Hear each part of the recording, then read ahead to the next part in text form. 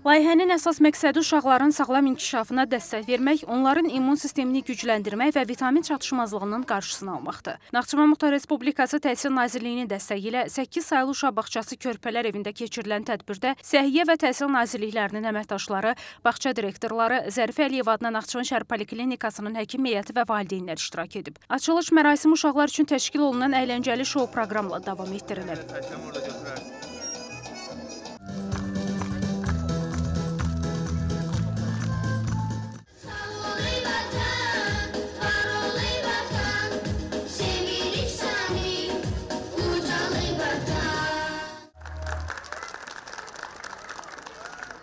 İlk dəfə olaraq Naxçıvanda aşağı yaşlı uşaqlarda vitamin D yetməzliyinin aşkar olunması və onların vitamin D ilə təmin olunması ilə əlaqəli aksiya keçirilməkdədir. Aksiyaya başlanğıc verdik 8 saylı bağçadan.